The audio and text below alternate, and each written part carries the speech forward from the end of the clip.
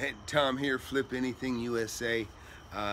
Just wanted to get a video out. I've been pretty distracted this last month, so I've been preoccupied working on that house, which about got wrapped up, the lake house investment. Uh, I'm down to just having to put down tile, just about that, just about tile, and a little bit of minor fix-up stuff here and there. So I've got two daughters in college. They're finishing up school, and I got one as soon as she gets here. She's heading to Prague for a month. So I've been a little distracted. But I want to talk to people about, or I want to talk about tonight, if you haven't bought anything yet, or just start small. Start with something. It can be discouraging. Sometimes you try to go after something so big that maybe a little bit hard to do. You may be making it real hard on yourself, where you can do sub deals or small deals. Before I started flipping houses, I probably turned about 20 cars between the age of 15 and 21.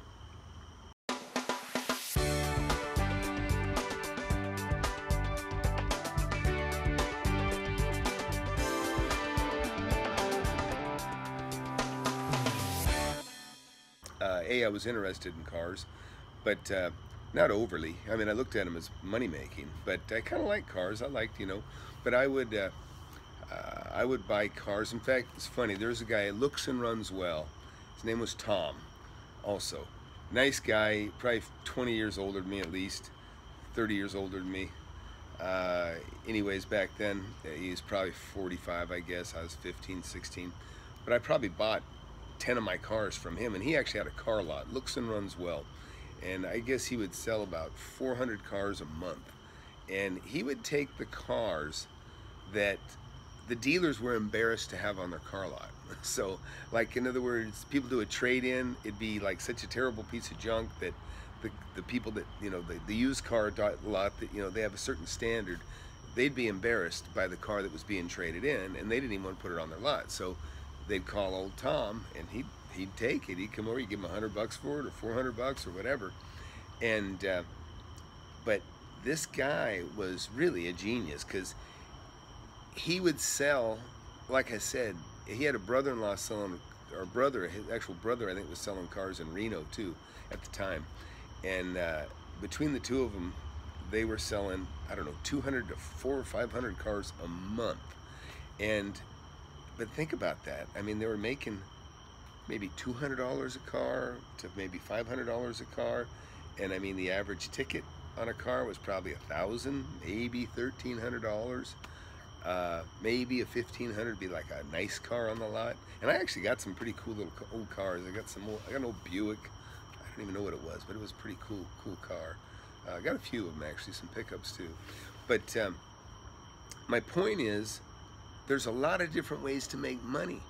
And like I think I showed you that roll top desk I just bought for 200 bucks. I kind of broke my rule. I said I'd like to flip it in a week, but man, I haven't had time. So it's still sitting there. But that's a $4,600 desk I bought for $200.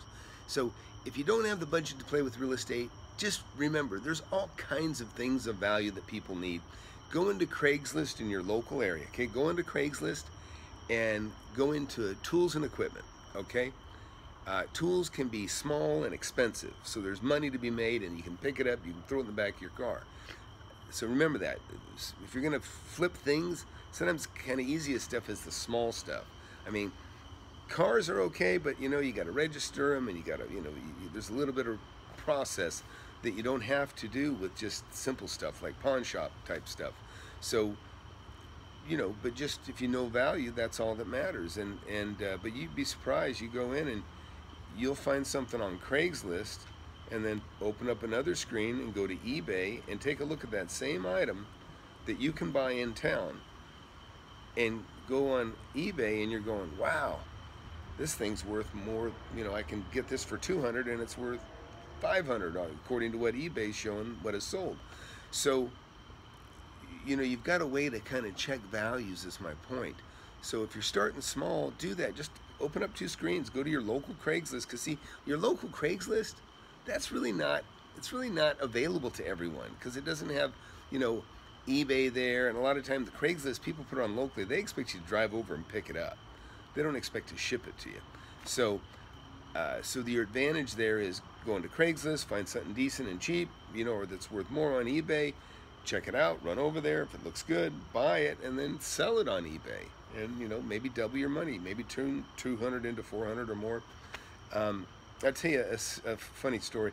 My sister was given a little, kind of a crocodile skin pamphlet. I mean, it was just paper. It was just a little memo pad, and it had a little crocodile skin on it.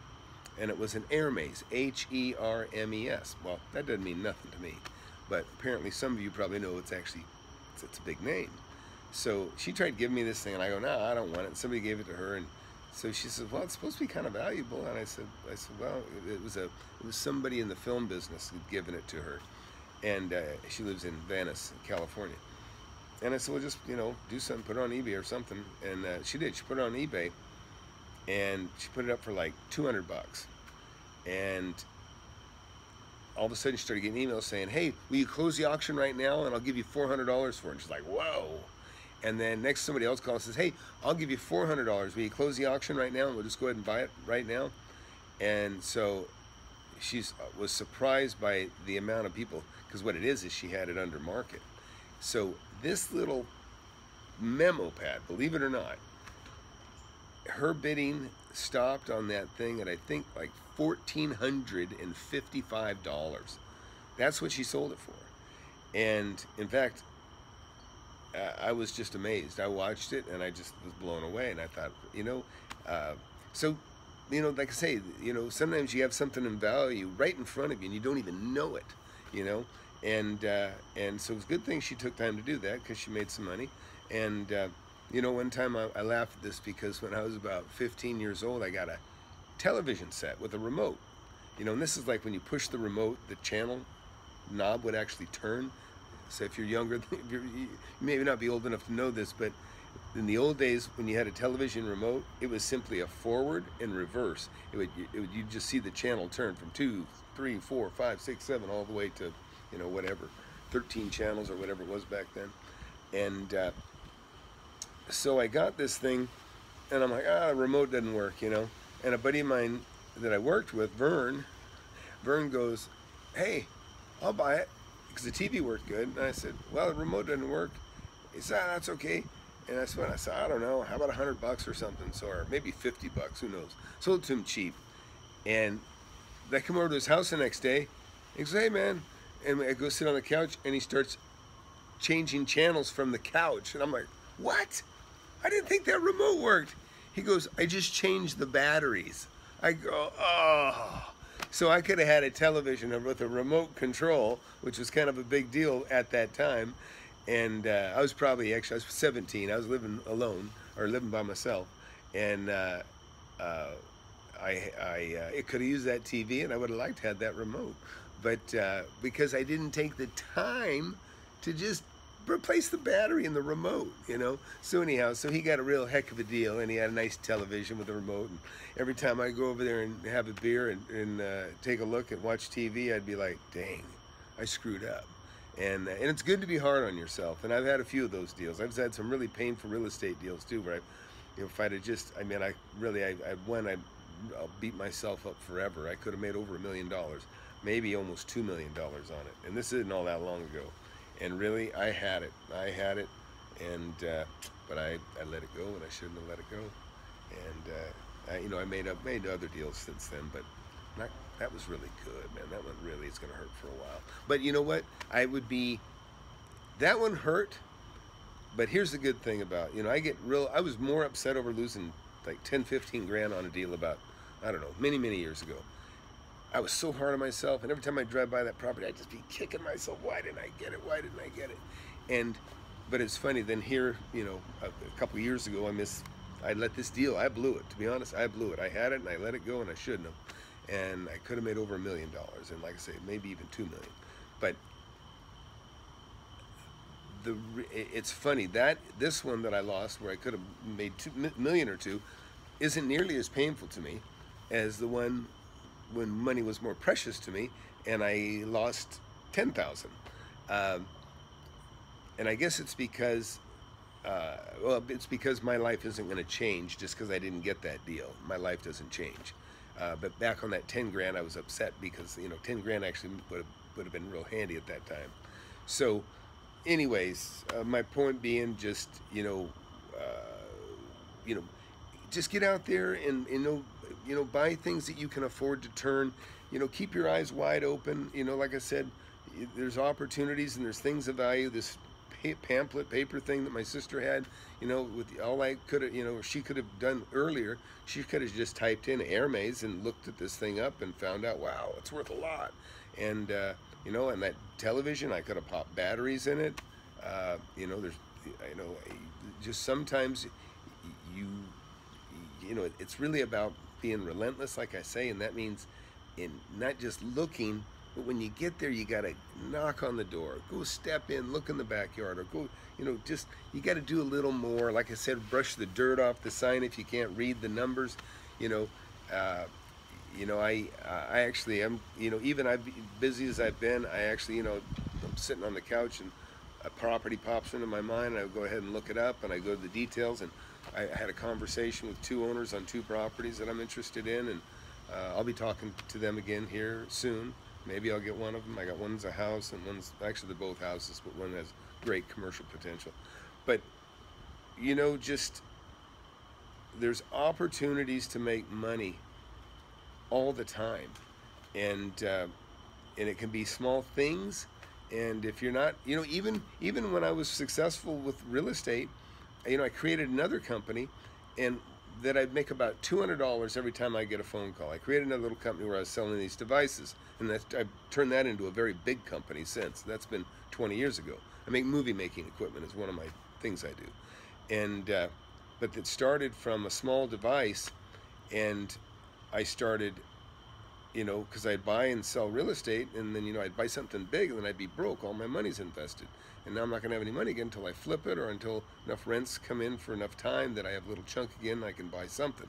So it was kind of like a little high to me, or I'd like a little fix is how I felt, like an addict. You got to make a little profit, got to make a deal.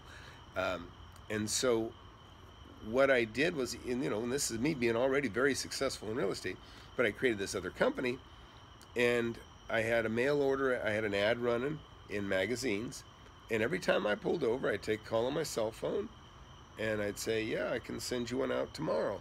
And I'd take the order. It'd be an order for, just $300 or $400, but I was making $200 on each order. So but it felt good. It felt like, yeah, ka-ching, $200. At first it was happening maybe once or twice a week. I was like, all right, a little money. I made $200, and with about $100 invested with each device. And so, it's like I always say, you try to get a little engine, try to get engines turning for you, money-making engines. It's so important. And it can be like just, like these little devices I started with that I grew into a bigger company, or it can be, buying and selling used equipment. That's where the big money is. And like I say, look at your local auctions, and there's all kinds of opportunities to buy, garage sales. There's those sorts of things. And also garage sales also usually means somebody's selling a house, or maybe they've already sold it, but not always. So just so you know, when you see a garage sale, you might just stop in to find out what's up with the real estate, because you'd be surprised. You say, hey, what's up with, are you guys moving, or what's up with the house? And sometimes it's just a tenant moving out, but either way, even if it's a tenant moving out, you can say, hey, do you mind if I get your landlord's phone number? I'd be interested in renting. And then, you call up with the idea of maybe buying the place and maybe get a good deal. So remember, garage sales, you see a garage sale, look for something to buy and flip, but also find out what the story is on the house, because when somebody's moving out of a house, that is an opportunity for an owner to sell the property, which means it's an opportunity for you to buy the property. But, I just wanted to have kind of a general ramble and throw some things down. I got some notes on other topics we'll pick up and talk on, or I'll chat about. I'll tell you about the time I met Trump's entourage. I've actually met Trump. I really like Trump a lot. Anyhow, I met him several months ago, and very nice nice man. And but I'd actually seen him, and I had run into him more than 14 years ago at the Beverly Hills Hotel. I was staying at the Beverly Hills Hotel, and I won't get into the story tonight because I'm a little bit tired, and it's kind of a long story. Not too long though. But anyhow, I met some of the crew. It was after the first year the apprentice ran. I was kicking back by the pool, and this guy walks by, and I'd already seen Dana Carvey. I had lunch next to Yoko Ono. Saw Randy Quaid. I saw Dennis Hopper. You know, he's dead now. But the one that caught my eye the most was the guy. Hey, that's the guy that won The Apprentice. But anyways, I'll get into that story later. But anyhow, FlipAnything USA. Please, you know, throw your comments down. Tell me what you want me to talk about. You know, really, when I sat down here, I was going to talk about little house deals that I have made, but I went down even smaller to just tell you that, you know, flip something. Like I said, I was already, you know, had many millions, and I'm, you know, selling a device, pulling over on the side of the road, taking an order, you know, for, you know, make $200. But it was like, hey, a minute of my time, take a phone call, talk to somebody, make $200, and you know, drop the order in, and boom, have it sent out the next day. You know, there's a lot of ways to make money, and you know, like I say, Tom, the used car dealer I told you about, 200 cars a month at, you know, $200 a car. You know, do the math on that. There's a lot of money. I mean, that's the pretty good volume, but you know, there's just a lot of different ways to make money. But the main thing is whatever you're doing to make money now, do something else. Do something else on the side, and that'll be your seed money to ultimately buy you a piece of property. Or if you've already owned some property, you know, like I say, these smaller properties will get your seed money to buy something big, and eventually buy something really big that you hold and keep and have rents coming in for the rest of your life. So, anyways, that's it. FlipAnything USA. Please subscribe, share it with other people, and when we hit 1,000, we'll be able to do stuff like this, but it'll be live, and I'll take questions because I'll be able to see your questions coming up in front of me. So that's kind of what I'm hoping to get to pretty soon. FlipAnything USA, and that's it for now. Have a good night.